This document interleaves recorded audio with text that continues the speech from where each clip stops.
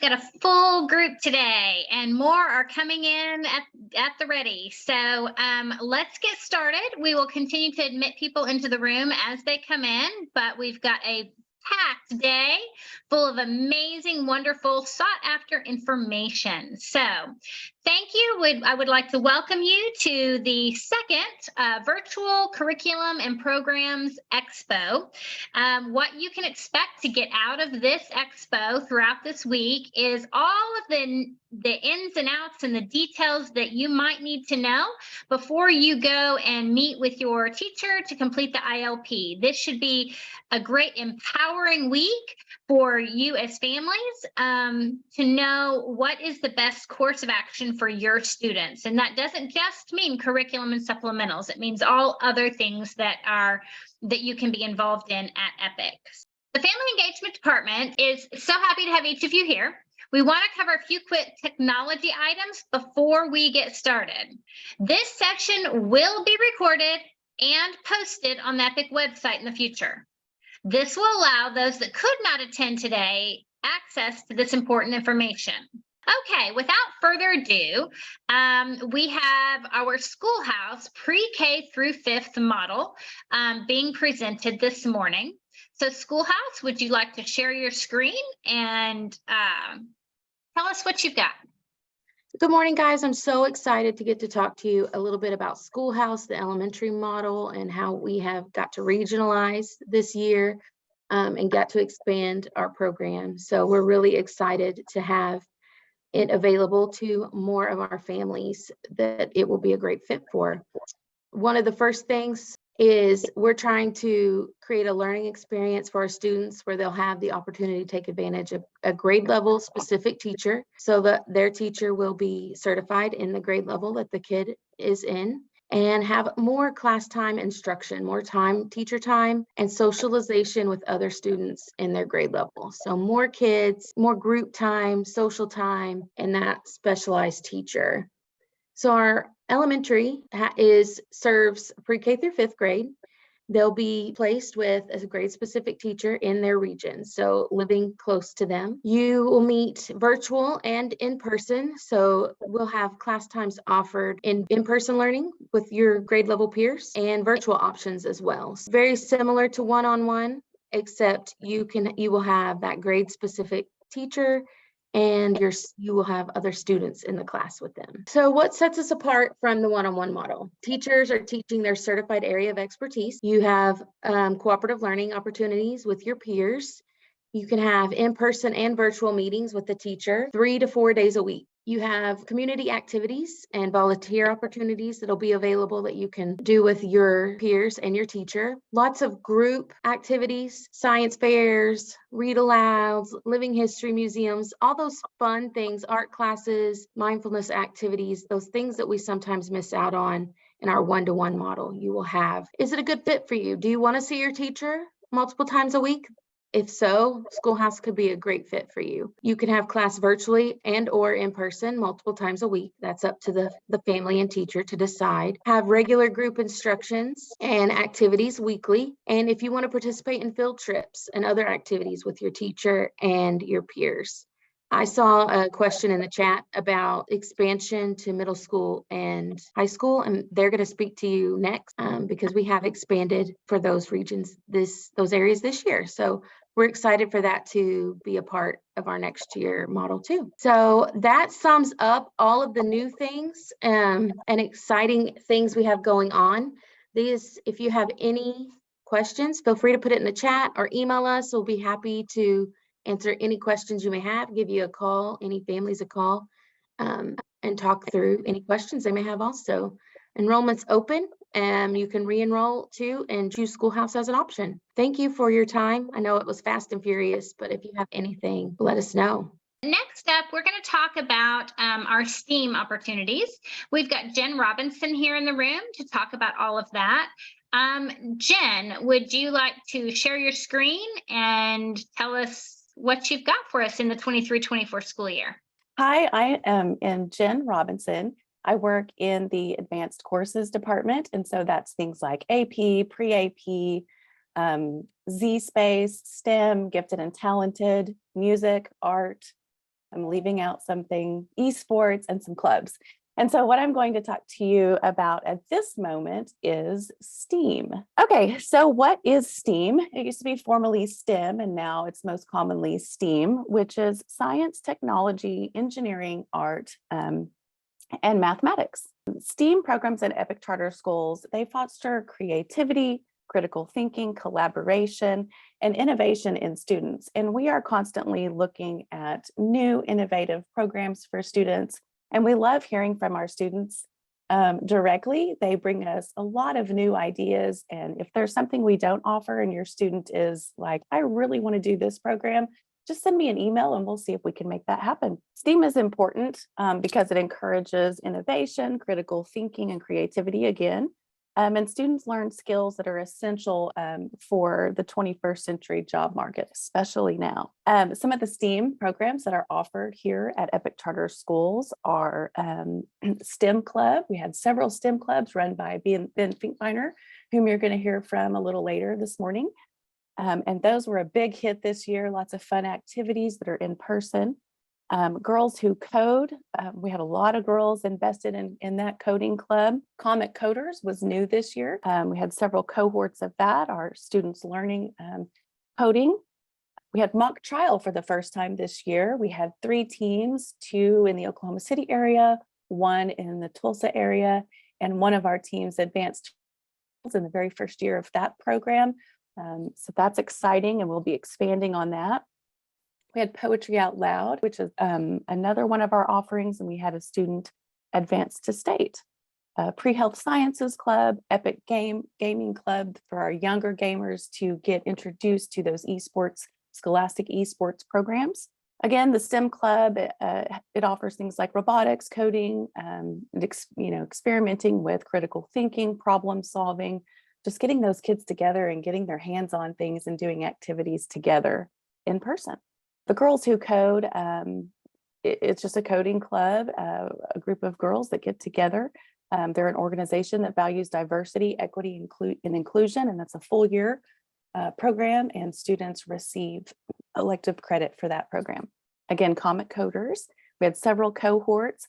We've got an elementary Comic Coders, a middle school Comic Coders, and a high school Comic Coders. Kids will learn how to make websites, video games, animations, and I'm sure there's going to be some AI curriculum coming soon. Again, mock trial. This was very exciting for our students to get their hands on a case, study it front and back, and then learn how to learn public speaking, getting in front of a group. They learn critical thinking. We had lawyers who volunteered and met with us weekly, and they really helped coach those kids. Poetry Out Loud is near and dear to my heart as a poet. We had a lot of kids participate this year. They really get to study the literary aspect and the historical context of the poet and their poems that they select, and then they recite those. And we did have one student go to state. Pre-health sciences for those kids that are really excited about health sciences to get in there and do a critical analysis of scientific literature. That's run by Dr. Schweitzer. And then again, the Epic Games Club. This is new. It's for those younger kids who are not quite ready to be a competitive esports athlete, but they want to get their hands in there and figure out if this is the right fit for them. That's the end of my presentation. Well, Jen, you oversee some really amazing opportunities and clubs for these students to get involved, and not just get involved to meet other students, but really come alongside with their individual passions and talents, and do that with other people with similar passions and talents. And I'm really looking forward to see this whole STEAM opportunity to continue to grow year over year. I believe up next, most of you here have heard about Math Plus. We've had Math Plus for a few years now. Well, this coming 23-24 school year, we're going to be rolling out ELA Plus. So who is our ELA Plus representative in the room? So like I said before, ELA Plus is a lot like Math Plus, but there are a few slight differences. ELA will provide focused instruction for students in the 1st through 5th grade age range, including special education students. So whereas Math Plus goes all the way through high school and specialty math courses and things of that nature, ELA Plus for our pilot or initial year is only going to offer classes for 1st through 5th grade, and that does include our special education population. The eligible students, not anybody can enroll in ELA Plus, but those that are scoring between 26 and 39 percentile on their STAR Early Literacy or STAR Reading exam will be contacted to enroll in the courses. So you don't just get an email and decide what course you want to take, but if you qualify, you will receive an email from our ELA Plus department and ask if they would like to participate. In ELA Plus, they are going to work on everything from letter sounds to writing essays. There's going to be literacy academies that will be designed to build students' skills and fill in gaps through research-based strategies. And it looks like Amber's entering the room now, so I am going to let her take over on her presentation. Amber, are you here? I'm here. Hi, everyone. Thank you so much for having me on to share about ELA Plus. So I am the director of ELA Plus. It has been such an honor to take on this position starting in November of this year, and we are just really excited about what we're going to be moving into starting next year. So one of the biggest things that I wanted to share with families about this is who we will be focusing on. I know we have the plus attached to our name, just like Math Plus, and that is such a phenomenal, successful program here at Epic. We are starting though with a different focus. So with ELA Plus, we are going to be targeting students who are in that 26th to 39th percentile according to their STAR assessments. So this will be an invite only opportunity. So we will be seeking out the families that we want to send invitations to. And that's really so that we can target students who need that additional instruction from highly qualified and incredible teachers. So we're looking at test scores now that students completed over the course of this year to be able to determine who we'll send invitations to. And then we welcome students to join us for our literacy academies. There will be super fun themes with these academies. So students will get to learn about all different high interest topics as well while they're boosting their reading and writing skills. As you see on the third bullet point there, we are going to be covering all different types of pieces of literacy, from letter sounds all the way up to the big bad writing that we want students to get comfortable with and become great writers. So we will be addressing everything from the very beginning, kind of phonics based work, all the way through reading comprehension and fluency work, all the way into writing. And we are going to be focusing on 1st through 5th grade right now. And so our themes, our literacy academies will be based on some really exciting themes. We are getting some input from students as well as from the teachers who have joined the team. We have 9 amazing teachers plus myself who will be offering these academies to students. And so they're going to be super high interest and lots of fun for students and very appropriate to different grade levels.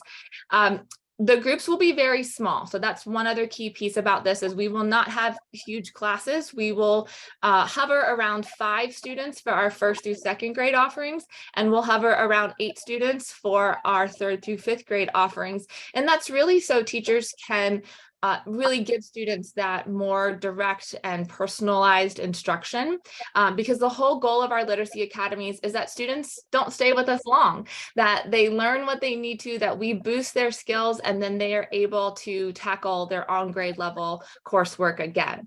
So our academies are going to be 12 sessions. They will run a month at a time. So they will meet for 3 days. For 4 weeks, right? And so students will have a total of 12 sessions, and this will count as their Epic Essentials for the time that they're enrolled for us. So we wanted to be really cognizant that we weren't just adding more on to students' plates, that we were able to give them high quality supplements, but not add another thing onto their workload. So this will count for Epic Essentials during the time that they're with us, so long as students are showing up and participating and really taking advantage of these amazing literacy academies that they will get to enroll in. You see our email at the bottom, ELA Plus, so please reach out with any questions. But more importantly, be on the lookout if your children qualify in that 26th through 39th percentile and they're in 1st through 5th grade. Be on the lookout for invitations from us to join our academies that will run all school year long next year. Okay, so we've got Ben with Z-Space. Ben, do you have your presentation slide that you'd like to share, or do you need me to share it for you? I've got it looks to like share. you got it. There we go. Thank you. Absolutely, yes. Good morning, everybody. I'm happy to be here to share with you about Z-Space. Z-Space is AR, VR learning. What I do at Epic is I run the STEM or the STEAM clubs that Jen mentioned previously, as well as I manage our AR, VR curriculum and what we're doing in virtual reality. And so first, what is Z-Space? It's a combination of augmented reality and virtual reality, both. It's not fully virtual reality because you're not using goggles, and it's also not fully augmented reality as well. You use a pointer pin. In my photo that I have here on screen, you can see that the children are using glasses that are similar to like 3D glasses, and they use this pointer pin that allows them to pull things off the screen and towards their faces. And so it very much looks like you're operating in a 3D environment, pulling things from the screen out towards your face. Why do we have AR, VR, or why is that important in education today? It is fun and it's engaging for our students.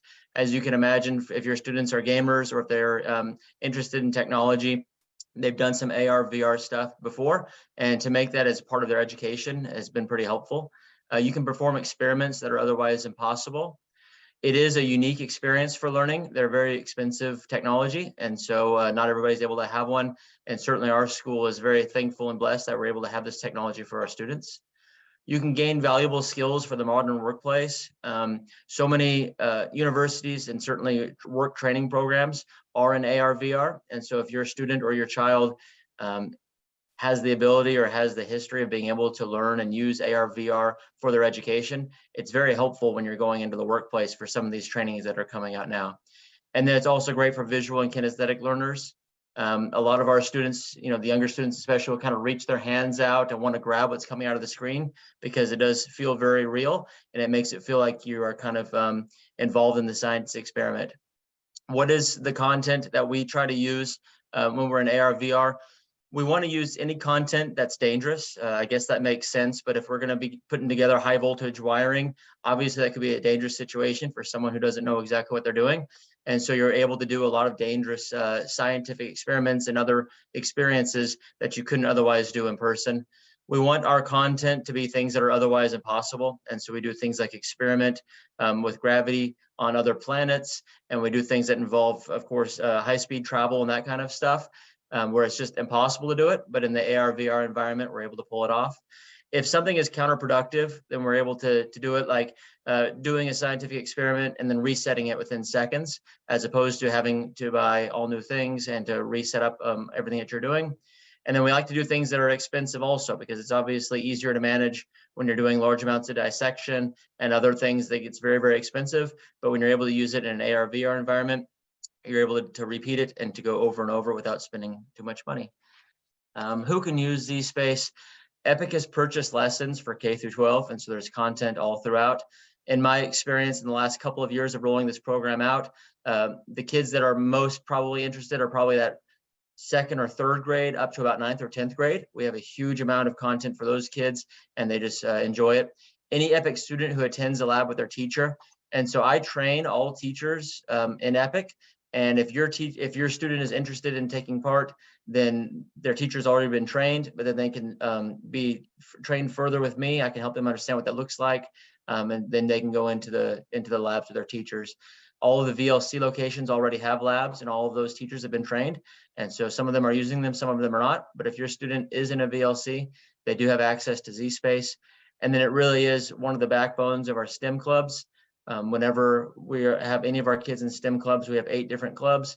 Each one of them have Z-Space days. And so that's a big part of what we do when we roll those clubs out. Where are the labs located? OKC 50 Penn, Tulsa Logan Building, and then as I mentioned, all 4 of the VLCs. And then specifically, some of you will want to know, how can my student use Z-Space?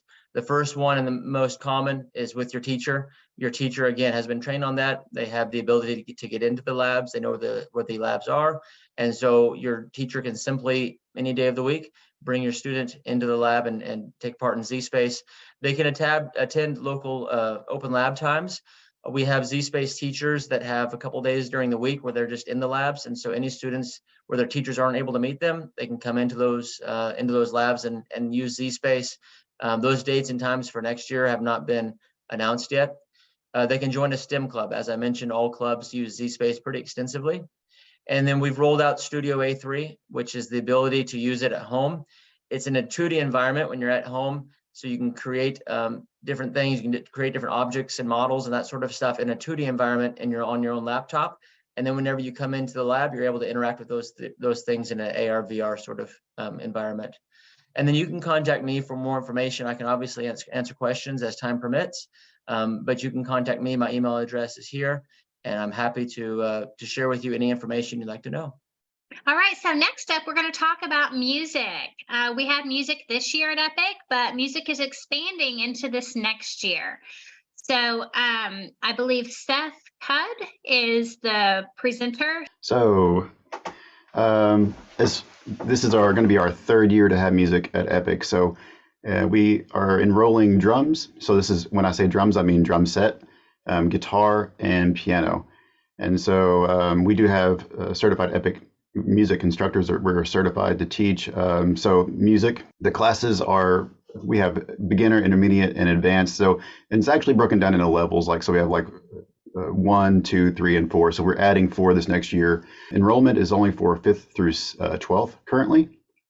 And what everything, we've kind of changed it each year, but we have weekly online meetings. And so those are through Zoom, but you have to be there. And so we do take attendance, and so students are expected to be there each week. Class sizes are small, and in some cases we meet individually. So, but it is important to realize that you have to be there each week. And something new coming up this next year is we're looking at offering choir. So definitely keep a lookout for that. And so, like I said, student enrollment is 5th through 12th. Enrollment is going to be first come, first serve. We have had a lottery in the past, but we are not going to do that this year. So it is first come, first serve. And the students who are currently in the program, of course, get first dibs and on those spots. And so once they were finished with their enrollment before the current one went out, so seats are definitely limited. We will be looking through that, and everything will be determined by in July and be sent out to families. So if you are one of the people who did, I will mention this, or who fill out the application, it's important to keep an eye on your email, and because those emails will be coming out and you'll be contacted about it. So high school students receive half a credit for fine arts on their transcript, and this is by year. So when you enroll, it is for the full year. We can't really take students in the middle of the year just because it would make them so far behind everybody else. So if you came in say January, it's going to mean that you just missed the first 4 to 5 months of class, and really difficult to come in the middle of the year. So deadline to enroll is September 15th. So class size is 5 or less. And for the most part, just kind of speaking from experience, it's usually less. And so, like I've said, weekly meetings are held by Zoom. And right now we're using Google Calendar for the links. And, I'm not sure if we're going to continue doing that or not. But class materials and assignments will be found in Schoology. So we use Schoology, and the grade will be in PowerSchool. So currently offers something called Soundtrap. This is software for music production that's online.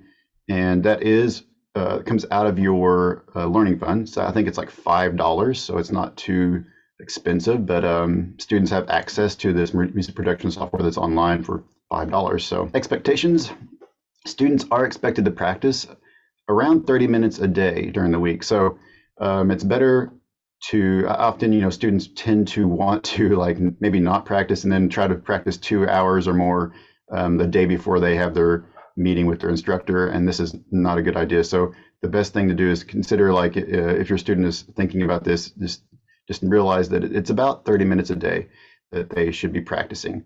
Attendance is required, as I stated earlier. So missing class can result in and failing, and multiple absences can result in dismissal from the program. So it's really important to be there. I mean, this is the time when they learn, and often some of our beginners this year, and we're still tweaking kind of how we're going to do things next year. So I can't really speak exactly how that's going to look, but we did have like one-on-one meetings with beginners this year. And so I can't stress how important it is to be there and how easy it is to fall behind if you're not there. So just kind of keep in mind the time commitment that's required, because I mean 30 minutes a day practicing, and then you're once a week meeting. Zoom cameras need to be on, so of course we can see hands and make sure that everybody's playing chords correctly and playing notes correctly. And it also helps us realize if students are just kind of struggling by looking at their face. Of course, materials and learning fund. So like as I stated, we do use the sound trap comes out of learning fund and then we also use the learning fund to buy books. And but the learning fund cannot be used to buy instruments. So just keep that in mind. You have to have your own instrument, or you have to buy your own instrument. So those can get expensive. So, but just the things to keep in mind as you're considering the music program. So students have 14 days. So this is withdrawing from music. You have 14 days to drop the class. And just keep in mind how valuable these spots are. There's a lot of people wanting into the program, and it is a first come, first serve. So if you get one of those spots, keep in mind that somebody else may have wanted that spot and didn't get it. And so you have 14 days to drop it, with the goal of hopefully putting somebody else in that spot. Students cannot withdraw after that deadline. So students who miss 3 consecutive weeks, 3 weeks in a row, will be removed from the program. And there's your instructors. I'm not sure if I'm allowed to say this or not, but we are working on hiring some another instructor. So currently we have 2 of us, and Felicia Harold is our director. Okay, so up next we have Epic News Network. It's our student-led or journalism team, and Phil Cross is here with us to share all of that information for the 23-24 school year. Our journalism program started just a few years ago, and when we started it, we started with one big class, and then within that class, anybody that was interested in different aspects of journalism, we would break those out into smaller groups. So we had groups of photographers meeting, we had groups of video students meeting, we had a group of podcasting students meeting. And this past year, we decided, what if we just did all those individually instead of having one big class that we broke up into smaller groups? What if we had smaller groups that focused on not just journalism, but all things creative media? And so that's where we've kind of expanded this program to. And it's been incredibly successful this year. And we're hoping for another great year next year as we are making room and expanding once again to be able to reach even more students. So what is journalism and creative media? Well, it is a little bit of everything. So all of our classes fall under the Epic News Network or ENN banner. So if you see anything ENN or Epic News Network, that is all of the classes that we offer. But we are more than just the school newspaper that you may be familiar with. We are working on, we have a digital web media platform. So our website with student news reporting on it. We have a print magazine that we are working on putting out our inaugural edition at the end of this school year. Hopefully some of you will be seeing that in your mailboxes soon. We want our students to be immersed and involved in all aspects of journalism, because it's important to us. The instructors in here come from a professional background as well as an education background. My background is in television news and video production. I am an Emmy award-winning news reporter, investigative reporter, and producer. We have another reporter that former journalist who has been working with Epic for some time now, that is heading up our Tulsa office. So we have in-person and online options as well. And the focus is preparing students to enter a creative media field or college. And so what does that mean? That means we want them to be exposed to as much of the industry standard equipment and materials as possible. Within that means we have access to Adobe Creative Cloud. So Photoshop, Adobe Premiere Pro, Adobe Audition for our audio. Those are the programs that we really try to focus on. But we also want to start our junior high kids off with something, and maybe our freshmen, kids that just, hey, I think this sounds cool. Maybe they want to just give it a try. So we have courses that are built from the absolute beginner level where you are just working with your phone and some online software to be able to do all of these different things, all the way up to where we have our professional equipment. We have our in-person studios where students can come in and work on a professional newscast, or maybe just create their own short film or documentary. So our journalism courses, we have 3 of them this next year. Our Intro to Journalism course covers all the basics of writing and photojournalism and video for news. This is our buffet of all things related to journalism. So our students in here are writing for our website. It is, that is their goal is to get something that is publishable. We will then be moving into our desktop publishing class. This is going to be a new course. If you've been with Epic for a while, you may have seen this reference as the Epic News Network work study for 9th and 10th graders. We are now calling that desktop publishing and are amping up that class a little bit to provide a little more hands-on work with Adobe InDesign for print publications, as well as hitting some of those technology standards, because this will count as a technology class now. So students who are in it for the full year will get the full credit for technology. Each of our courses is a full year course. Much like music, you learn a lot of the basics early on, and we just continue to build on those throughout the year. Desktop publishing students will be working almost solely for our printed magazine as well as our website. And then we have our Epic News Network internship for juniors and seniors. These students are going to be our student staff, making editorial decisions, maybe learning a little more in depth on how to use these programs, because again, these programs that we're talking about are the ones that you will be using in the professional world. And there's no reason why a student can't come out of high school without some really great content area knowledge on how to use some of these very specific things. For video production, we have our Intro to Video Production class. This is all high school students, but is best for grades 9th and 10th. Start with your smartphone, start with the camera you have, and we're going to learn how to do that. We tell how-to videos. We're wrapping up with our persuasive videos, learn how to create commercials, and showing you some of the video tips and tricks that we can use.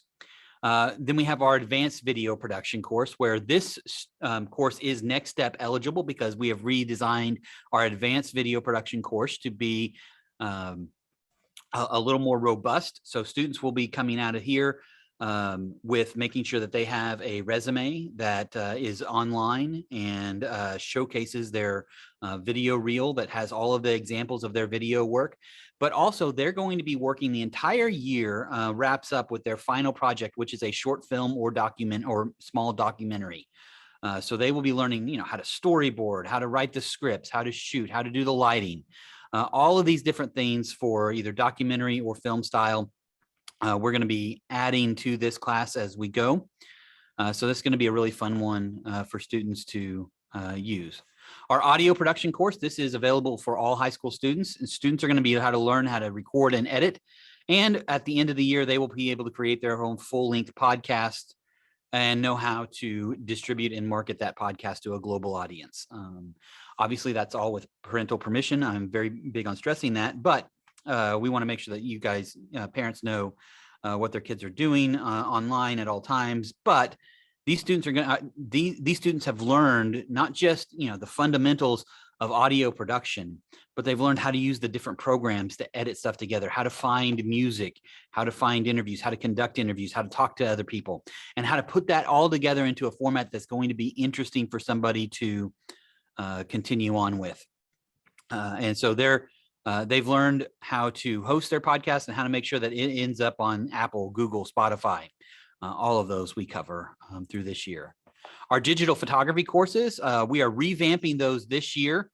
We have actually hired a new photography only instructor because we had such an overwhelming response to this course. We had about 100 students sign up for it. I thought we were going to have 50 last year. And so we ended up just really having a great time with our photography students this year. Our intro to digital photography, much like our intro to video class, counts as a fine arts credit. Our advanced photography class has also been reworked to be a next step eligible course. So students are going to be doing a couple of capstone projects within that in that course, where they are going to again be creating that website and portfolio to show off as they learn how to do portrait photography, maybe event photography. You know, we want our students to be able to walk out and know how to set up their own photography business. You know, how do we even get started? You know, what equipment do you need to have to be able to start a photography business? To answer that question in the chat, the audio production class is a general elective. It is not a tech credit just yet. I am still trying to figure out a way to work with SDE to make sure that we get all those tech credits in there. But it is just a general elective. We also are adding this year Photoshop certification, where students will learn to use Adobe Photoshop, and we'll have a professional portfolio at the end of this and be prepared to take and pass the Adobe certification test. So that way they walk out of class, out of high school, with something on their resume that doesn't just say, because we all know that we can all write on our website resumes anything we want, but Adobe makes these actual tests that are your industry, you know, so that are very in-depth tests that you can go and take and say, yes, I know Photoshop inside and out, and I can do it. And that's just going to pop your resume right at the top of the pile. We will be also offering non-elective courses for our junior high students. We found that our junior high students, some of them were really awesome, and we're going to be able to promote those up to get that high school credit while they're still in junior high. Some of our junior high students aren't quite there yet as far as meeting, you know, the more rigorous deadlines and assignments. So we like, you know what, we want our junior high students to participate. We want them to have fun because we believe all of this stuff is really fun. So we're going to have some non-elective club style courses. They're not official school clubs, but they're going to be your early introduction to all things journalism, audio, video, and photography that are going to be available for them. We also are going to have some hands-on stuff. We've got a hands-on video lab that happens Monday mornings in Oklahoma City and in Tulsa, where we do a student video newscast. We have other video recordings. We help out the family engagement department with a cooking show. We've got our student newscast that wins awards every year. We're going to be having some hands-on photo labs. All of our classes will have an online only option. You do not have to come in person. But for those students, especially in Oklahoma City and Tulsa, we do have physical space available, and we do have the equipment. You can see, you know, we've got a podcasting area set up. We've got a video production area set up. We're going to have, you know, we've got the cameras here to work with for photography students to do some hands-on work with DSLRs. Cameras. So those are all going to be things that you can do in person. And if you think, wow, you know what, I live in Muldrow or I live in Lawton and I'm not, you know, able to come up to Oklahoma City, we are able to travel. We've got our schedule. So, you know, we can take off in an afternoon. And I've done multiple times before with different students. I have students that, you know, I want one day and that's my specialty. All right, well, I'm going to take our cameras and our lights and our microphones, and here's how you set up a story. I'm going to come and meet you. You know, I'll meet you in Broken Arrow or in Pawnee or in Lawton. And we're going to set this up and we're going to teach you, you know, how to use all of this equipment, even if you don't have it as well. Well, Phil, I am so excited about Epic News Network in the 23-24 school year. You are growing and developing this program. It is amazing. I encourage students to get involved. You can see that his email is on the screen. Next, we're going to talk about a leadership program. Leadership is really important for students as they're coming through high school and entering into their young adult life. And so we've got Nathan Mitchell.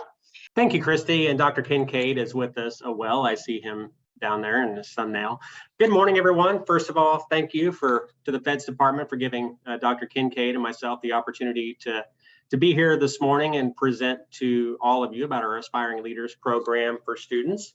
My name is Nathan Mitchell. I'm the co-director of leadership development for EPIC. I've been with the organization for 5 years, and Dr. Kincaid and myself have had the opportunity to work with over 500 team members inside the EPIC organization over the last 5 years, teaching them leadership principles that really help them take that next step and also just improve their soft skills, their communication, and their leadership so they can both influence themselves and others more effectively. So Dr. Kincaid, would you like to introduce yourself before we get into an overview of the course? Yeah, thank you, Nathan. I'm David Kincaid. As Nathan said, I'm his other half, his co-director for our leadership development program. Been with Epic about 10 years, and Nathan indicated spent a lot of time working with leaders, and from a principal and MDI to principal development, and now into leadership development. And we're really excited about the Aspiring Leaders program that began last year kind of as a project, and we looked at it as that leadership is everyone's business, and even our young folks, a lot of their tendencies and their behaviors, according to leadership, they're already kind of there. They're set in place at a young age, and so we really want to capitalize on that, because we believe that leadership is learned, it's relationships, and that's what we're really excited about doing here at Epic. And so, Nathan, I'll turn it back to you. Yeah, so in the Next Step Aspiring Leaders program course, students will be introduced to the Student Leadership Challenge book by James Kouzes and Barry Posner. That's this book right here that I have with me. We look at 5 research-based leadership practices. Those include modeling the way, inspiring a shared vision, challenging the process, enabling others to act, and probably the most important was just encouraging the heart. So we really want students to find their unique voice to increase their self-awareness. That includes clarifying their own values, to recognizing other people's contributions, other students, and celebrating those. We do this through a couple of things. One, students will engage in a lot of reflection-based assignments throughout the course that will help them increase their leadership and influence with others. There is also a student leadership practice inventory that is a kind of quick 30-question assessment that'll help them have a better understanding of themselves. And we offer that to the students at no cost. We implemented that this year. Actually, this year was the first year we offered the program. But next year, we're going to offer that at the beginning of the course as kind of like a baseline assessment, and then at the end of the course as well, so students can have an idea of how they have grown in their leadership over the term. So we've got a quick video here we're going to share, and then I'll let Dr. Kincaid review some of the kind of overview of the course after this. Imagine mobilizing others to make extraordinary things happen while building meaningful relationships in the process. That's you at your leadership best. If you want to get there, we can show you a clear path to follow. It's clear that a better world starts with better leaders. But what if leadership is not a gift from birth, not something you were born with? What if leadership is a gift that can be given to those around us, to our organizations, and to the world? The Leadership Challenge is a global campaign to liberate the leader in everyone. We believe that our teams, our organizations, and our world gets better when ordinary people enable those around them to make extraordinary things happen. That's why Jim Kouzes and Barry Posner have gathered evidence on exactly what great leaders actually do. And we've distilled that evidence into 5 clearly defined practices that anyone can follow to get breakthrough results and make an enormous contribution in any company, campus, or organization around the world. Great leaders model the way, inspire a shared vision, challenge the process, enable others to act, and encourage the heart. The Leadership Challenge model is based on over 30 years of research by Jim Kouzes and Barry Posner. Under the guidance of their vision, we've created pathways for everyone, from students to managers to CEOs, to get started on their leadership journeys. Our leadership development tools are all designed with a single goal in mind: to liberate the leader within everyone. So where do you start? Developing extraordinary leaders begins by identifying where you and your team members are in your personal leadership journeys. The Leadership Practices Inventory, LPI, will enable you to measure your leadership competencies and act on those discoveries. You'll gain a deep insight into how you see yourself, how others view you, and what you can do to improve your effectiveness. Over 3 million people have used the LPI as their first step. We're all looking for evidence and clarity, and that is especially important when you are taking the journey toward leadership. Jim Kouzes and Barry Posner built the Leadership Challenge not on a hunch or a personal vision, but on exhaustive research. Today, our model is scientifically proven to liberate the leader within. Are you ready to achieve the extraordinary?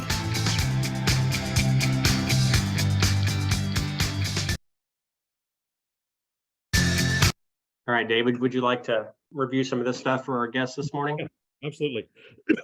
So, Nathan and I, we've been doing the adults for years, and when we got into, well, the Students Leadership Challenge here, we wanted to put modules together that were interactive, and so we looked at this and we created these modules based on the Leadership Challenge by Posner and Kouzes, and those modules are very interactive because they meet with Nathan and I as you go down through here.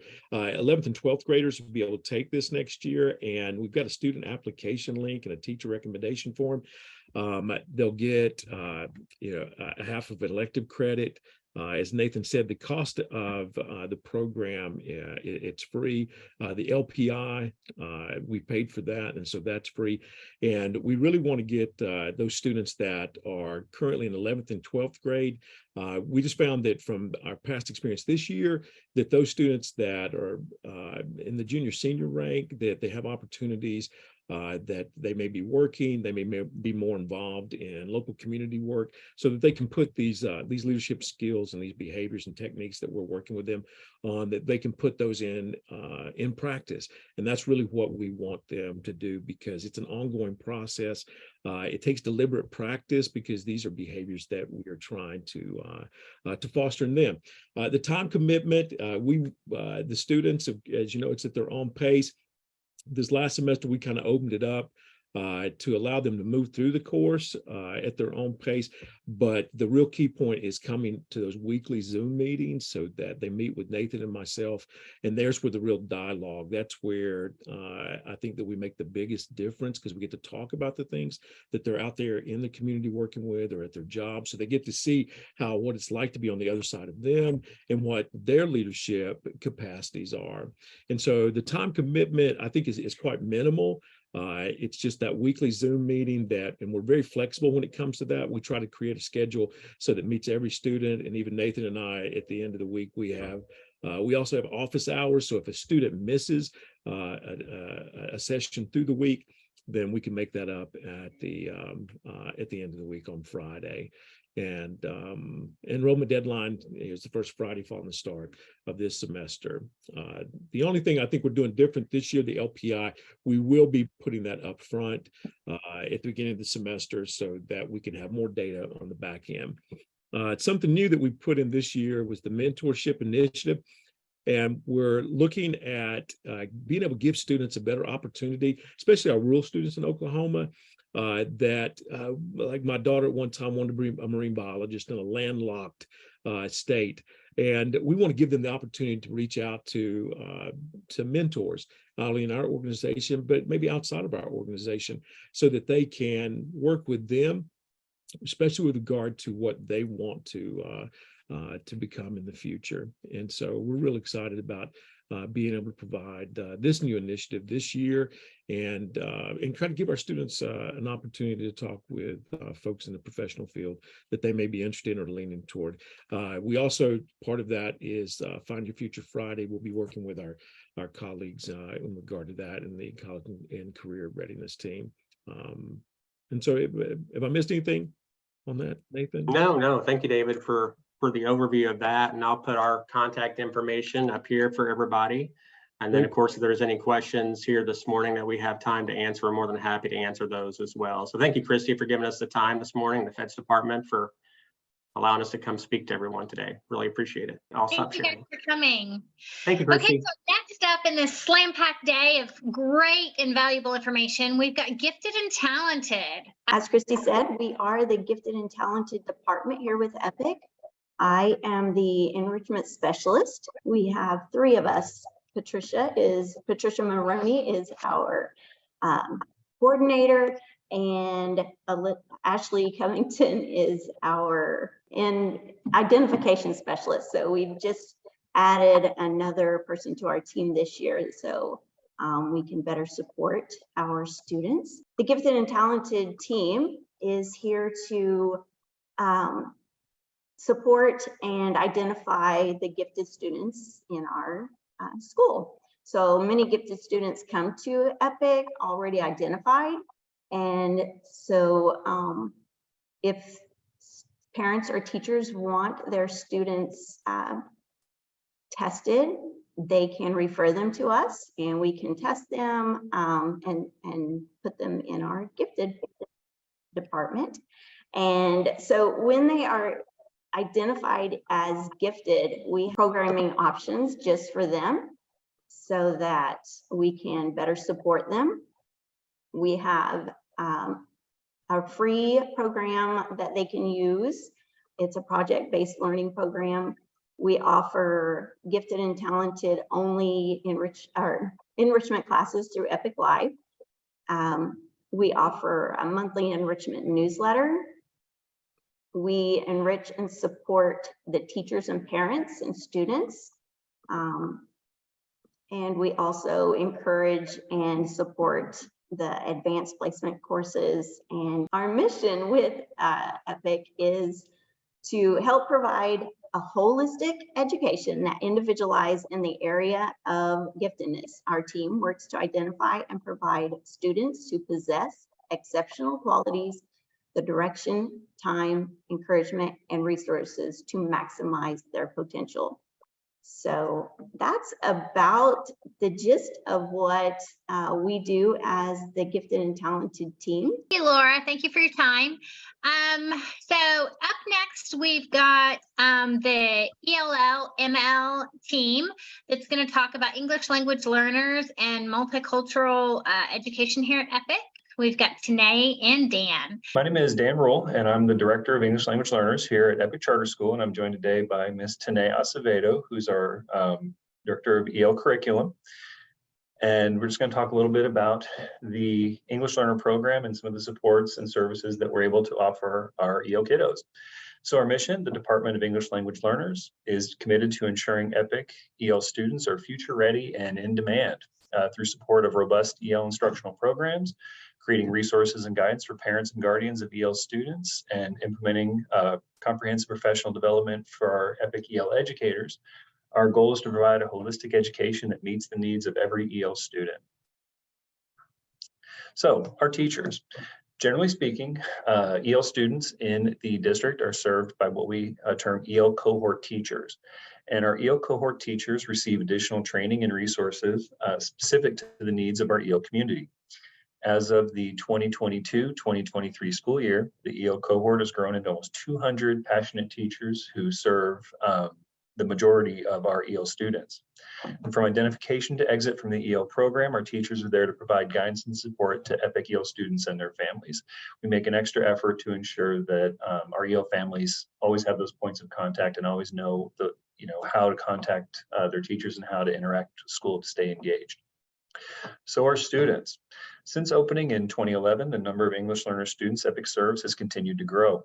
In the 2022-2023 school year, EPIC served over 1,100 EL students, and it's actually a little bit higher than that, but those are just the students that we served throughout the entire, served basically the entire year, our full academic year students. As of today, over 15 different languages are spoken by EPIC students, which is a pretty good spectrum of languages to serve as public districts go. So if your child is identified as an English learner student, they may attend ELD EPIC Live or newcomer courses, depending on their level of English language proficiency. They have a right to a teacher who's trained to better serve EL students and their families. And they will receive academic accommodations and modifications necessary to ensure that they have the same opportunities to succeed on their daily work and tests. And they will take the WIDA Access test every spring to measure their English proficiency growth until they are able to achieve a score of 4.8, which is required by state law to exit EL status in the state of Oklahoma. And we will do everything we can to make sure that your student, if they are identified as an English learner, has every opportunity to exit EL status. That's our commitment to you. So I'm going to go ahead and pass this off to Ms. Tanae Acevedo to talk a little bit about the specifics, the EL specific services and supports that EL students are offered here at EPIC. Thanks, Dan. So every year, EPIC works to increase the quality and quantity of supports that we can provide our EL students and their families. So some of the The programs that we offer our EL students and will be offering for the 23-24 school year are our ELD Epic Live courses, our newcomer courses, our EL Summer Plus courses, and then just working to make sure that the families and our teachers have the translation and interpretation support that they need to be able to communicate. And I'm just going to go a little bit into each of these programs to let you know kind of what they are and how we can get your children into these if we need. So the first one we're going to talk about is our ELD Epic Live courses. So these courses meet for 2 hours of instruction each week. They are small class sizes, so no more than 8 students per class. And these classes provide intensive language and literacy instruction to students who need it most. Enrollment is required for students within a certain range of English proficiency on their RETA scores. But if the enrollment is open and there are still available seats, enrollment is open then to additional EL students. Next, we have our newcomer courses, which were new just this year. The newcomer program offers instruction and support for students who recently arrived in the United States and have little to no English language proficiency. Our newcomer teachers meet with these students 4 times a week to provide English language instruction, help the students acclimate to the culture and schools of the United States, and to serve as a resource for students and their families. During our first year with the EPIC Newcomer Program, we served almost 50 newcomer students and their families. This year, for the 23-24 school year, we're offering EL Summer Plus classes, which is an opportunity to provide EL EPIC students an opportunity to continue receiving English language instruction over the summer. So these classes are going to run concurrent with the regular Summer Plus courses from June 5th to June 22nd, Monday through Thursday. EL students will have the opportunity to enroll in up to 6 EL Summer Plus courses over the 3-week period, and invitations for enrollment will be sent out this week. And then translation and interpretation support, although that's not directly our department, our EL teachers and staff are equipped and trained to communicate in the preferred language of their students and their families through various translation and interpretation supports. And this can be done via email, text message, phone calls, in-person meetings, and during virtual meetings. Okay, so next we heard from Schoolhouse this morning, pre-K through 5th, but a little bit different. We are going to talk about Schoolhouse Model Middle School, which is 6 through 8. So Trevor Zimmerman is going to be presenting for us. Do you need me to share the slide deck, or do you have it to share? Yes, again, my name is Trevor Zimmerman, and I'm excited to be able to be the principal of the Schoolhouse for middle school. And so we get to have that. We've seen what the Schoolhouse has been able to do with our early childhood and our elementary age kids. And so to be able to expand that to middle school is a really exciting opportunity. And so I'm excited to be able to be a part of that this year. And so really it's just going to take the opportunity where you're going to have grade level specific teachers. So they're going to be certified in middle school specifically.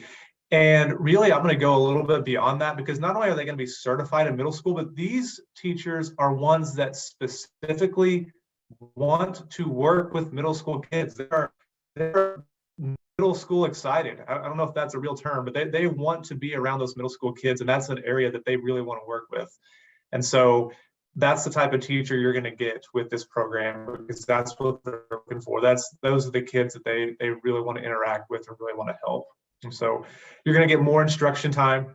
There's going to be more socialization, because when you have a teacher is going to have a roster based on those grade levels, you're going to be able to meet. You're going to have several kids at the same age on that same teacher's roster. And then if there's any teachers that are also in that same area, be able to meet together and do some things. So I was able to speak with the teacher this morning, and she was already coming up with ideas, because she knows if I'm going to be able to see my kids multiple times, we're going to have all these opportunities. There's more things that we can do. And I want to make sure that we take advantage of that, and it becomes learning opportunities. And so teachers are excited to do that. Like I said, I spoke to one this morning, and she is excited to go ahead and get that started.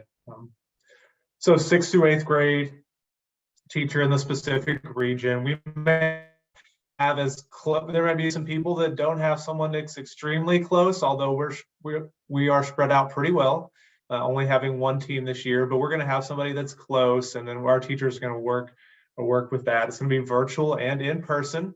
So we're going to have both of those options. So that way there's just a lot of interaction with students, a lot of interaction with that teacher.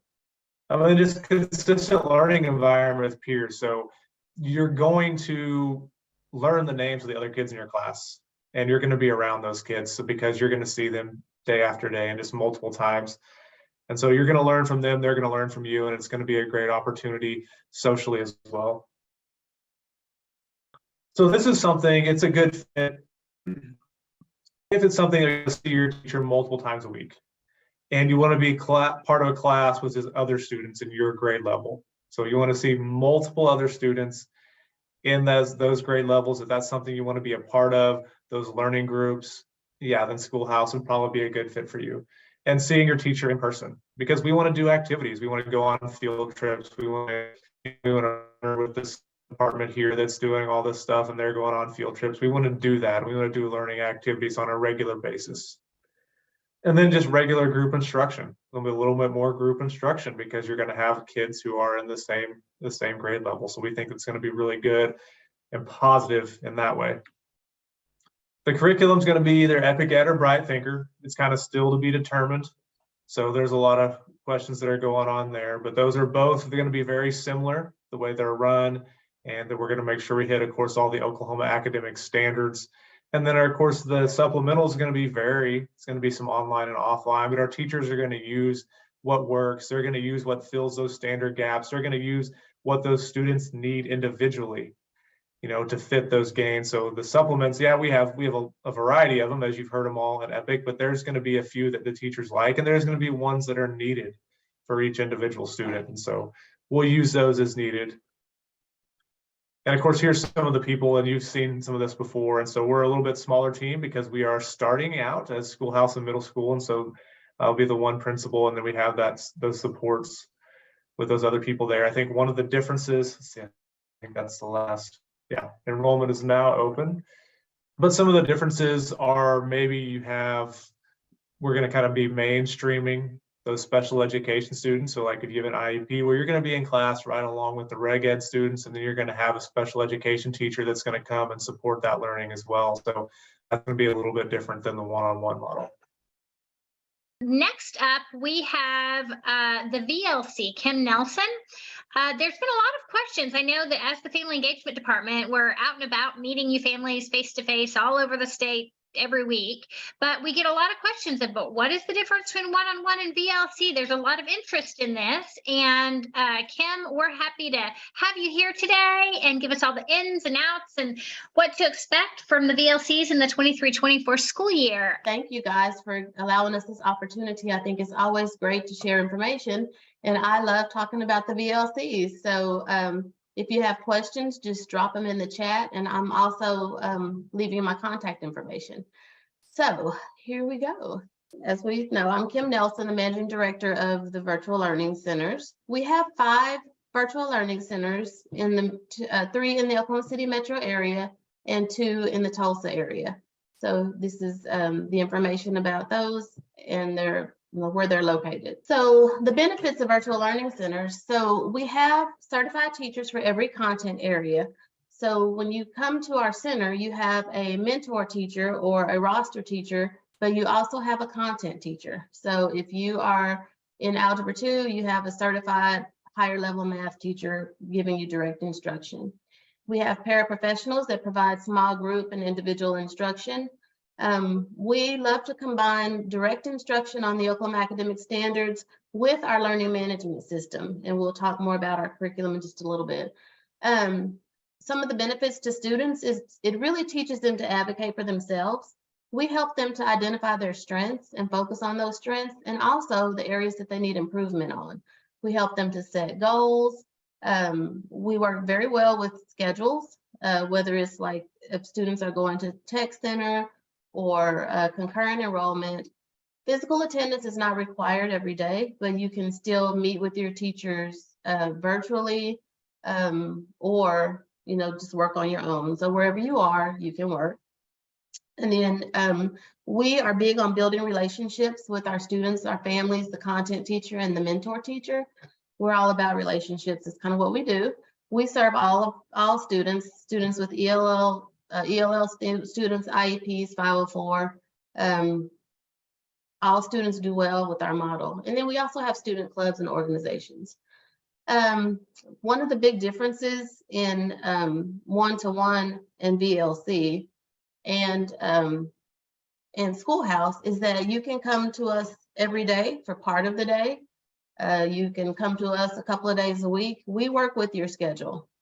So we look at the data and we say, you know, it would be great if your student could be here at this time and this date for this math meeting, but if not, then that's okay. We'll work around your schedule. We're super flexible. So let's talk about our pre-K through 6 centers. We call those our early learning centers. And we have Stonegate in Oklahoma City and Tulsa Early in the Tulsa area. We use Epic Ed as our core curriculum. Our data, we use STAR reading and math. And then all of it is based on small group targeted intervention. Students are actually sitting in a classroom with a teacher in a group that's no bigger than 5 to learn a standard that they need a little help on.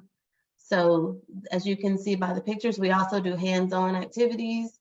We have a lovely mixture of our learning management system, our certified teachers who support the learning, and then and tutoring. So we do remediation and enrichment based on student data. Our pre-K through 6 supplements, we have like all the things, iExcel, Studies Weekly, just your standard package.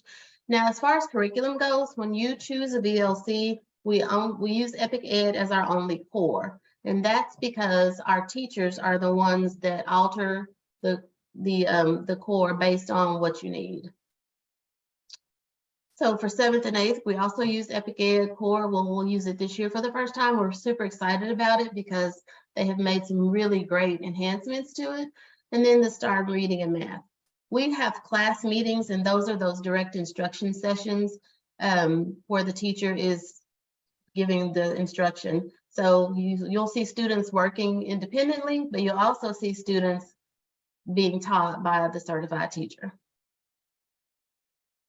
And then our supplements, again, is just kind of the same package of supplements.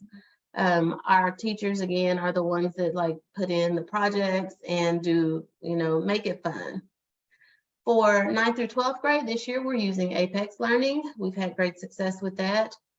We're very excited that Epic Ed is developing a 9 through 12 curriculum.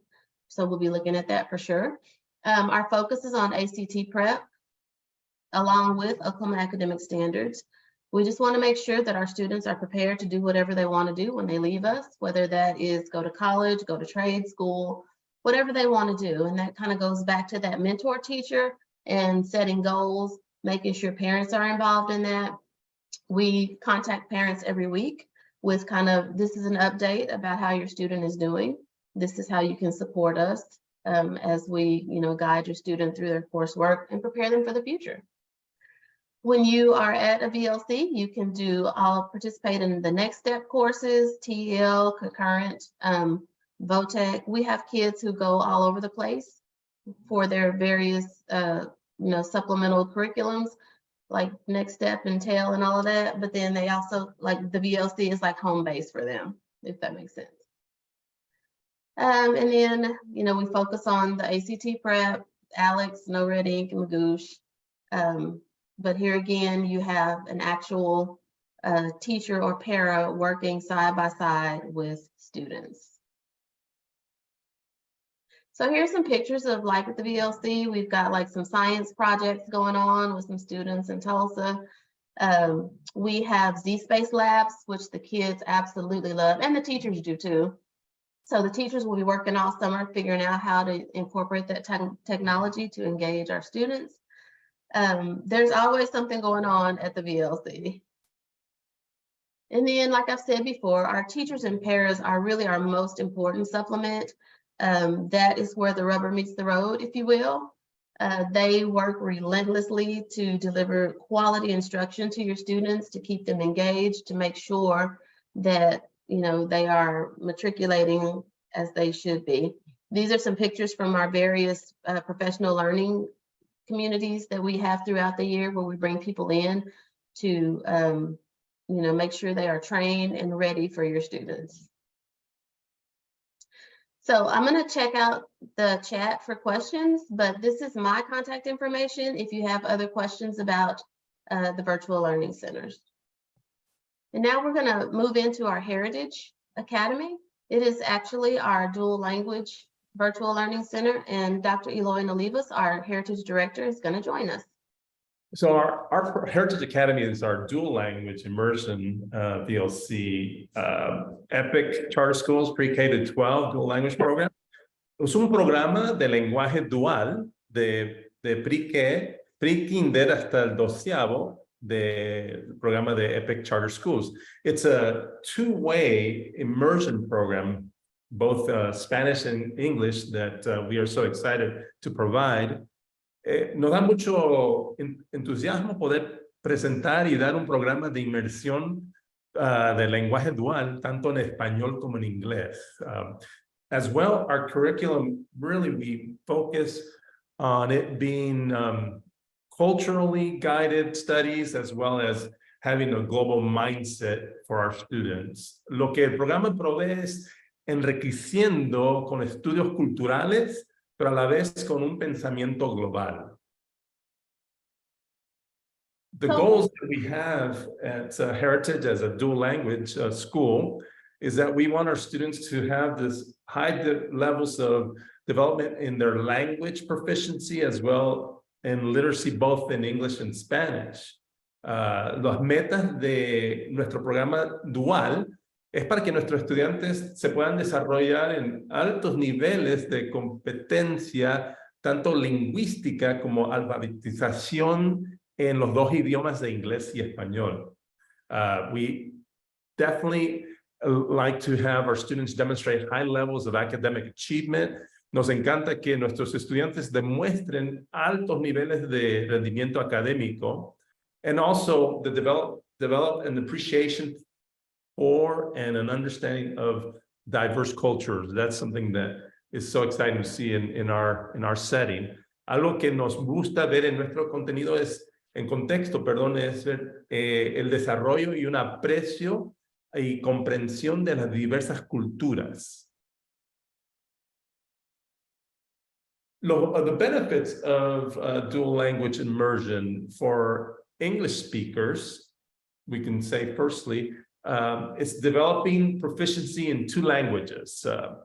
As well, for English speakers, score as well as or better than their English-speaking non-dual language peers on the standardized tests of math and English language arts.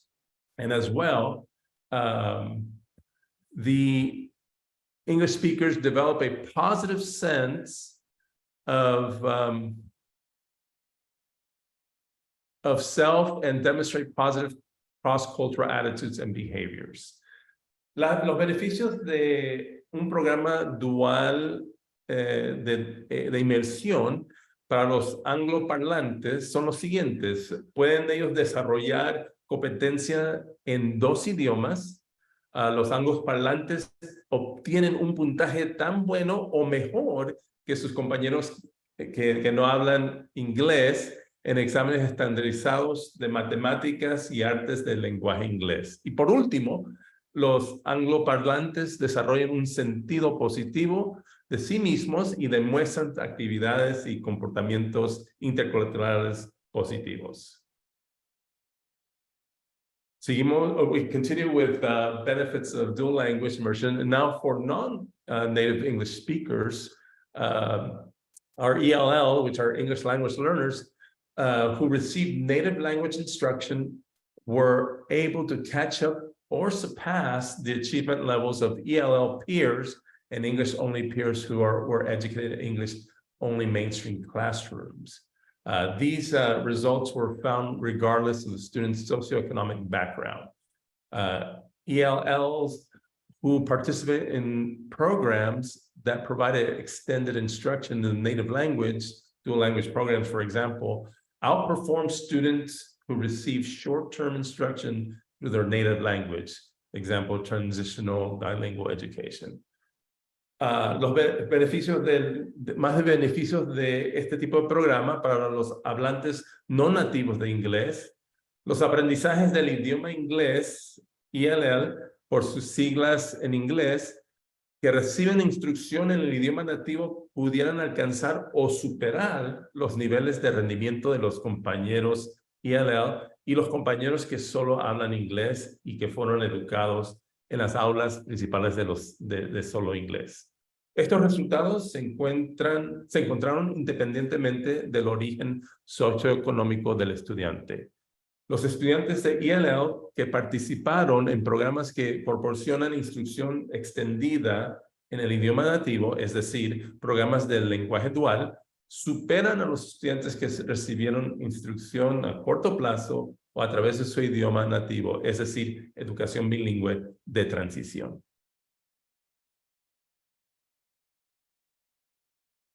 Our pre-K to sixth grade, our curriculum is also EPIC Ed and ARC. ARC is our dual language program that helps level and differentiate where our students are. We also use STAR reading and math. Small group target instruction is one thing that we, as part of being an EPIC charter schools, we implement, and it really is good as we see our students just excel with both languages. Hands-on learning and instruction in English and Spanish. Este es el currículo que usamos de pre-kinder a sexto. Usamos EPIC Ed y ARC, que es nuestro currículo dual, que nos ayuda a los estudiantes a tener los dos idiomas. Usamos STAR en lectura y matemática. Usamos la instrucción dirigida a grupos pequeños que nos ayudan a los estudiantes progresar en maneras muy buenas. También tenemos ellos propios aprenden aprendizaje de los estudiantes y también tenemos instrucción tanto en inglés como en español. Lo que tenemos como, what we have for supplements from pre-K to 6 is Age of Learning, My Math, My Reading, from pre-K to 2. Success Maker is a favorite for students as well as for teachers for 3rd to 6, Discovery Ed, and IXL. Estos son suplementos que usamos de lo que era el currículo que les acabé de decir para los pre-K a sexto. Es Age of Learning, My Math, My Reading para los de pre-K a 2 y Success Maker de tercero a sexto y Discovery Ed y IXL. When we talk about our middle school, 7th and 8th, we're using EPIC Ed and ARC still, STAR reading and math. Our class meetings, direct instructions with our teachers certified in those content areas. Our students, enjoy coming in and sitting in those meetings. And as well, Success Maker is a favorite for our students and the teachers as well. Aquí tenemos para los grados de séptimo a octavo, usamos EPIC Ed y ARC. Usamos también en STAR Reading y Math. Las reuniones de clase se recibe esa instrucción directa con un maestro que está certificado en el contenido de sus áreas y los chicos les encanta ese contexto y usamos Success Maker también en lectura y matemáticas. Supplements that we utilize, IXL Studies Weekly, New ZLA, Age of Learning, Discovery Ed, K, Ed Puzzle, and No Red Link. Estos son los suplementales que usamos, que acabo de decirles, IXL, Studies Weekly, New ZLA, Age of Learning, Discovery Ed, Ed Puzzle, and No Red Link. But for our 9th through 12, our high school student, we use actually Play-Doh. We're going to be switching to Apex down the road, but we're using Play-Doh and ARC. We do also ACT prep for the grade level courses, Alex for 9th grade math, No Red Link for our 10th grade for reading focus, Magoosh. Again, class meetings we have with teachers that are certified in their specific content areas, and Schoology for credit recovery. Esto es para nuestro secundaria, para los que están en high school, de noveno a doceavo. Estos son el currículo que usamos, Play-Doh, ARC, ACT prep, Alex, No Red Ink para los que están en décimo, para la escritura y Magoosh para los que están onceavo, también preparándose para el examen ACT. Y otra vez las reuniones de clases son dirigidas con la instrucción de un maestro certificado en el contenido de esa área y Schoology para credit recovery. This is just live at Heritage. You have one of our high school students presenting on Guatemala, their country. Then we have here, this is the middle schoolers are getting ready, decorating sanitary bags for homeless women throughout Oklahoma City. Then we had a cultural day where you can see our littles were dressed up in their ranchero, vaquero as cowboys, and then there's our first and second graders just having a great time in their classroom and posing. Estos son fotos de la vida en Heritage. Aquí se da cuenta un estudiante de high school dando una lección de Guatemala, dando una presentación. La foto en medio son nuestros estudiantes que están en los middle schoolers que están preparando bolsitas para personas, mujeres que están homeless a través de toda la ciudad. Aquí una fotito de unos vaqueros rancheros para el Día Cultural y otra foto de nuestros niños de primero y segundo disfrutando de la vida en Heritage.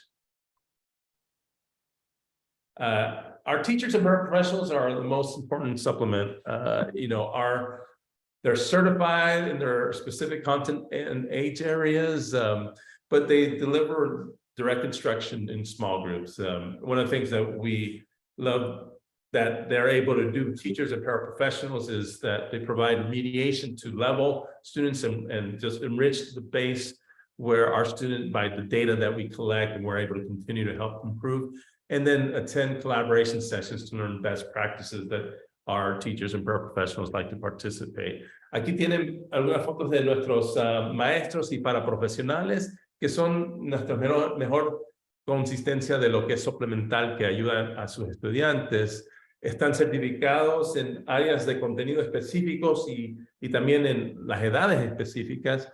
Ellos dan instrucción directa en grupos pequeños y algo que es muy importante que vemos es donde, basando en la data de que hay del estudiante, proveemos remediación y también damos una base más enriquecedora para los estudiantes. Y por último, también nuestros maestros y paraprofesionales atienden y colaboran en sesiones para aprender las mejores prácticas en pedagogía para sus estudiantes.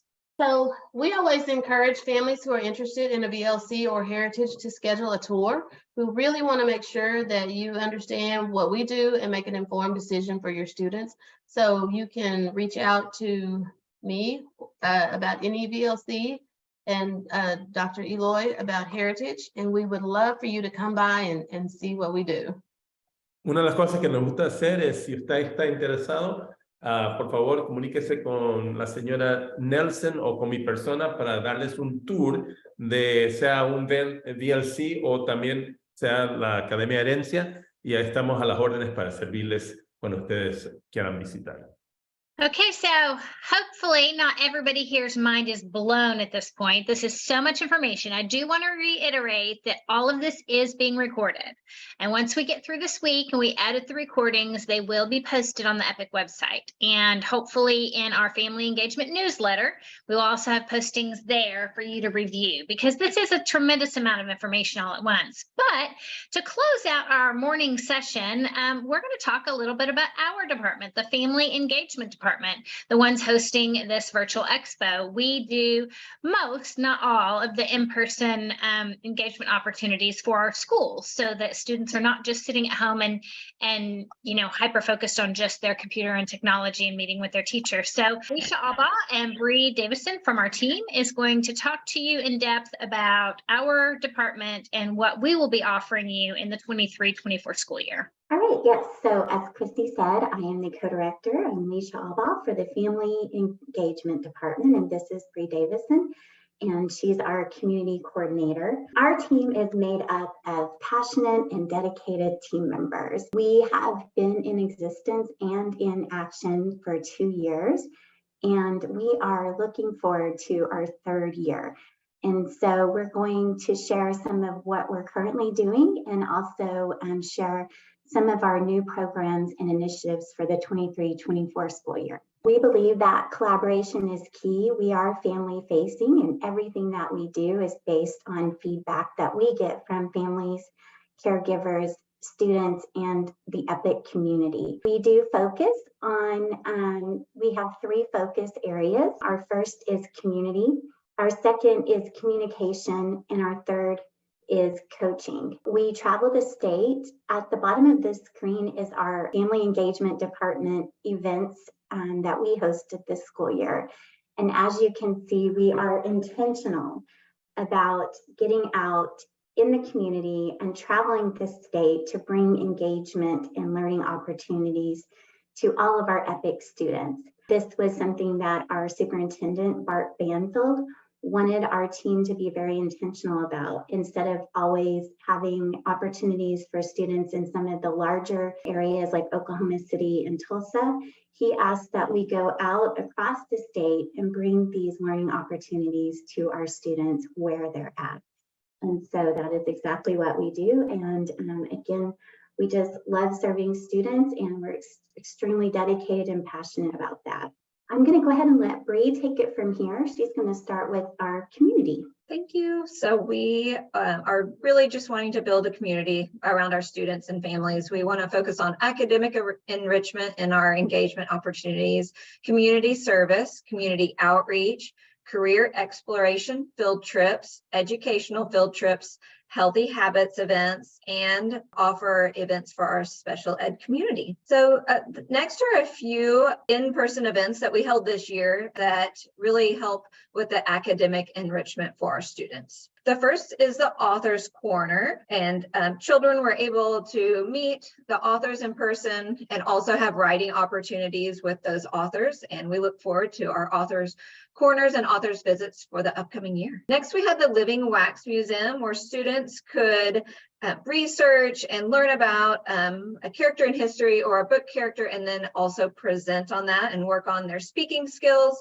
and engage with other students. So that was a really fun day for our students and teachers. We loved the Wax Museum this year. We had Scholastic Book Fair throughout the state at some of our family engagement expos, as well as our VLCs, and it was a huge hit. So we look forward to Scholastic Book Fair again as well.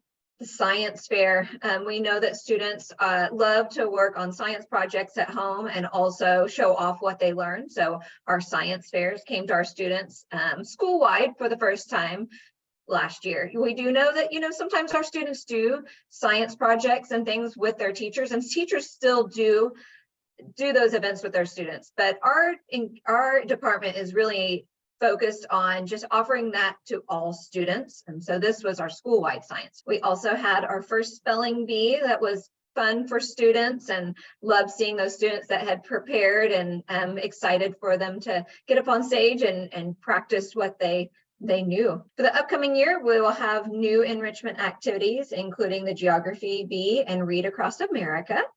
And next, I'm going to speak about some of our community service and outreach opportunities that we had for our students this year. So we want to help find some places for our students to volunteer throughout the state. And that's where our community service leg comes in. We know that students love to help out their community. And so we are here to plan and meet you at those locations so that our students can learn about volunteering and support their community. In our community outreach, we had 2 amazing projects this year hosted by our department. One was the Epic Suitcase Project in the fall, where a lot of our students and community and teachers came together to put together the kits for the suitcase project.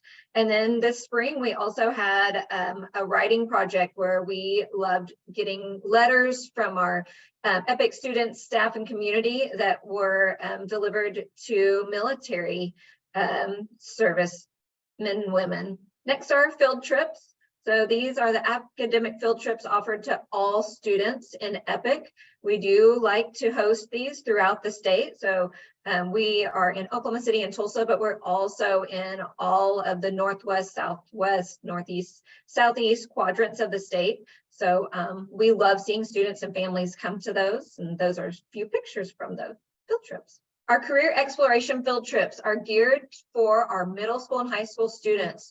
We want them to be able to get out and about, but we also love that they can learn about the business behind the location that we're at. So we really encourage our middle school and high school students to take advantage of our career exploration field trips.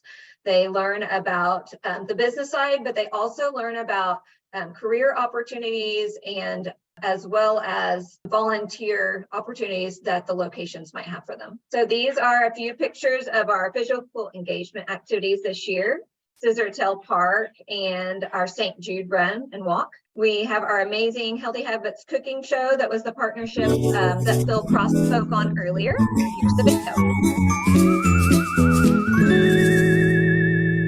All right, and that's all I have for the academic side, and I'm going to let Leisha take over for coaching and engagement. All right, thank you, Bree. We are adding this year, we're adding another layer of coaching and engagement. And so we want to be intentional about including our SPED student population in all aspects of engagement at EPIC. And we also want to be more intentional about the coaching aspect of our department so that we can empower EPIC families that have students with special needs and special circumstances. And we have hired someone new to our department, Mark Williams, and this is an area that he is very passionate about. And he comes to us with a wealth of knowledge, and he was also one of our SPED teachers for the last several years. So we're so thankful to have him on our team and just to bring that other part of just wrapping around and providing services and programs for all of our EPIC students. Communication is important. We are a virtual model. We're also blended, but a lot of our information comes virtually through email, through a website, through social media, and other online avenues. And oftentimes we hear that families and students, when we interact with them at field trips or expos in different places throughout the state, they want to know more about what's coming up at EPIC or ways that they can get involved or programs or updates. And so we find sometimes that families about the family engagement newsletter, and then other times it's their first time and maybe they just started receiving it. And they're excited to know that there are many opportunities for students to engage in person with other EPIC students and for families and caregivers to also get to know and interact with other EPIC families. So the Family Engagement Department newsletter is released twice a month. So it's a bi-monthly newsletter, and it comes to families and students through their email. So when you see the Family Engagement Department newsletter, please know that this is a place where we can share information about opportunities for engagement, learning opportunities, enrichment, community service, but also not just opportunities from the Family Engagement Department that we're putting on, but other department engagement opportunities as well. So we share anything and everything that's going on in EPIC so that our families have the opportunity to know and be involved in anything that we have coming up. There's also opportunities outside of EPIC. So we are constantly contacted and asked to provide information for community events. A lot of the local colleges and have programs that come up, and they would like for us to share that with our EPIC students and families. So we are very mindful about sharing that. And so when you see the Family Engagement Department newsletter in your email, please take a minute to click on that. I'm going to do that now. This is May, so we're rolling down or winding down from our school year. So there's not as much coming up, but this is just a little glimpse here. At the top, we do have events and by date, and then you can see here the virtual Expo curriculum programs information. We share photos of our students just out and about and engaging and having fun learning together. If you want to sign up for something here, like under the Career Exploration Field Trip, you can click right on this link and register to attend any of our events. And you'll also get information and a map and just all the details there. We do have scholarships available for students. If there is an admission and there is a need for a scholarship, we do have those available. We want all students to be able to attend and participate in the various engagement opportunities. But again, this is a tool of communication for school-wide for all EPIC departments and programs, so that we can keep our EPIC community informed. Social media is another way to stay informed, as well as our EPIC website. You probably noticed here recently that we just got an updated new version of our website. There's a lot of great information. I would spend a few minutes just kind of digging around and exploring and clicking on the links, and you'll find lots of good information there as well. And sometimes some of our sign up and registration for clubs and other things are also embedded in our website. So again, we just want to keep everyone informed. And if you have information that you need to share, that maybe there's an event or program in your community, please reach out. We're always happy to share what's going on in the community so that we can get more of our students involved. Our other focus area is coaching. This is our final coaching or final focus area. So under coaching, we have EPIC student clubs. We have a new program, EPIC Beginnings, our EPATs, Expos, peer tutoring, and then also large events. On the State Department of Education, right on their website, they say family and community engagement is a shared responsibility among families, schools, and communities to build relationships that support a child's learning and growth from birth through college and career. And our department is very intentional about providing these opportunities as well as the rest of our school. We take a whole child approach. And everything that we do is based on feedback and information from our families and our students. I'm going to start with our student clubs. We are going to continue in JHS and NHS this year. We are expanding our advisor. We have advisors in Oklahoma City currently for NJHS and NHS. We will be expanding that to have advisors in Tulsa, as well as the 4 quadrants of our state. So we'll have Northwest, Southwest, Northeast advisor, and a Southeast advisor. And we're really excited about that expansion. That is middle school and high school student council, where NJHS and NHS is going to be expanded to the Tulsa area. So we will have NJHS and NHS advisors in Tulsa, as well as Oklahoma City. Our middle school and our high school student council is the one that is expanding statewide, where we are going to have advisors in all 4 quadrants. Duco did some amazing engagement activities this year. We just had great participation, and there's been students are asking for more. So based on their participation and their need to have more opportunities to engage, we have expanded that club. So we're looking forward to that for next year. We will continue with NCAA Club, and we will also continue with Key Club. Some of our new clubs this school year will be Chess Club, Rotary Club, and we will have a military organization club for students who have family members or parents who are in active duty or veterans. Oklahoma, we're looking forward to that club. This will be our first year to offer that. And then also we will have 4-H. We're looking forward to offering more clubs, and as the year goes on, we will have a process for submitting new club ideas, so that next year, if you have an idea, we will have a list that we can look through and hopefully offer even more. EPIC Beginnings, like I said earlier, is new this school year.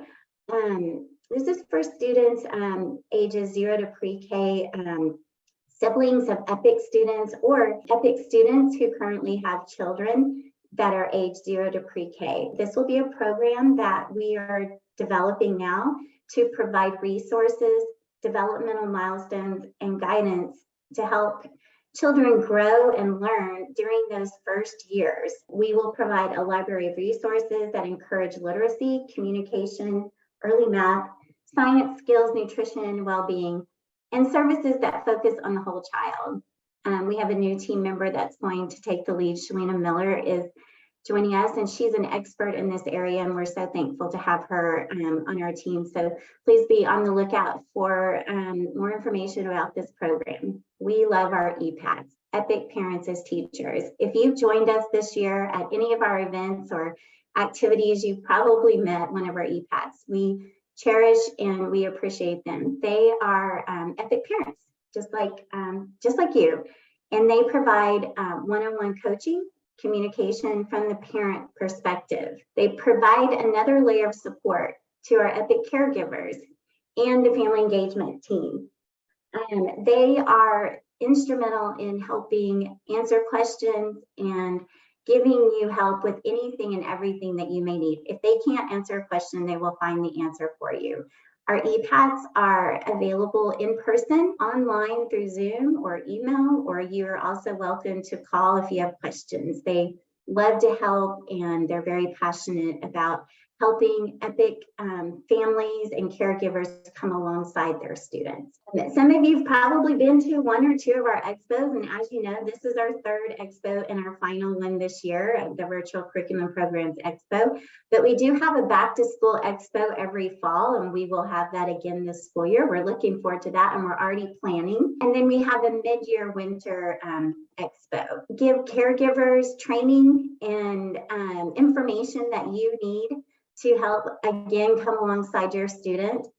We answer questions, and we have EPIC department representatives on hand at those who are there to help as well with their department specific questions that you may have. We also have really amazing, engaging, hands-on educational classes. We have, this past year, we had a Hispanic cultural program. We had an Oklahoma history and the carnival presentation and class where they also got to make balloon animals. We have Z-Space classes, but all of these classes are for the students. So when caregivers are in the expo getting information and training, for the parent side, our students are in a class and they're learning and having a lot of fun. Anyway, if you haven't come, please join us this fall. Again, we're already planning, we're excited, and a lot of what we're doing is based on your feedback. We also have peer tutoring again in the 23-24 school year. This was a great success this past school year. Our high school students provide extra layer of support for students in, that says 3rd through 8th, I apologize. It's actually 1st through 8th grade students.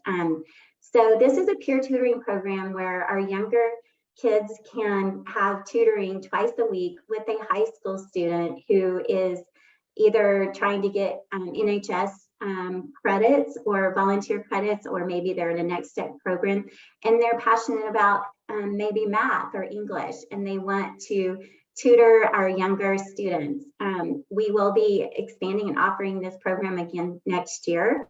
We are partnering with some colleges in the area who have students in the education major field, and they will also be tutoring our EPIC students in 1st through 8th grade. Some of our new events that we will have in the 23-24 school year are, we will have an art show, and we will be launching that from the World View Art Project. There's a whole focus on how you view the world, and you share that in an artistic, creative way. We will have a virtual talent show, a school carnival, a school carnival. We will also have kindergarten, 5th, and 8th grade graduation and a STEM day, and we're looking forward to all of these. Another part of our department is the immigrant and language programs. Our immigrant student and family services department is intentional about providing immigrant students an opportunity to have culturally and language inclusive options. And we partner with the Sparrow Project and Catholic Charities. This program engages and fosters positive futures to many of our Oklahoma City Afghan families. We will continue this program in the 23-24 school year. And this year, the impact that this program has had has just been outstanding and moving, and we're so proud that we are able to offer this program for our immigrant students. Pathways is a new program for the 23-24 school year. Students that are aged 21 to 25 who have aged out of high school but did not achieve or earn their high school diploma for whatever reason. Sometimes there are things that happen in students' lives, especially during those high school years, and they do not achieve their diploma, but those that still want to have a second chance, and we are starting a program for that age group. So we will be including all traditional students in that age group from 21 to 25 who would like to try to earn their high school diploma. We had a soft start this year, and that it's been very successful, and we're looking forward to expanding that to 100 students in the upcoming school year. Also, and with our department, we have Epic Language and Translation Specialists, and Jackie Chavez, she's amazing. She was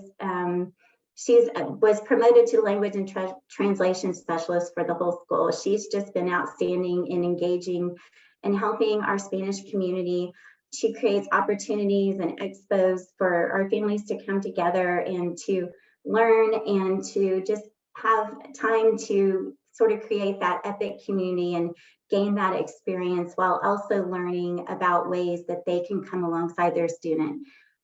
Jackie loves to empower and encourage all of our students and all of our population, and we will be intentional about providing more in our Spanish community and other communities this school year. That is all I have for now. Thank you so much. We will take some questions, but please join us in the 23-24 school year. We look forward to serving you. Okay, so it looks like we actually finished 10 minutes early. That is so exciting. I'm so proud of everybody. We've covered so much content in such a short period of time. Those of you that have come and joined us with our first of our mini sessions for this virtual expo, we thank you. I know it's been a lot of information, but remember, we will be posting this in our family engagement newsletter. So watch your email so that you can go back and look at these videos as necessary.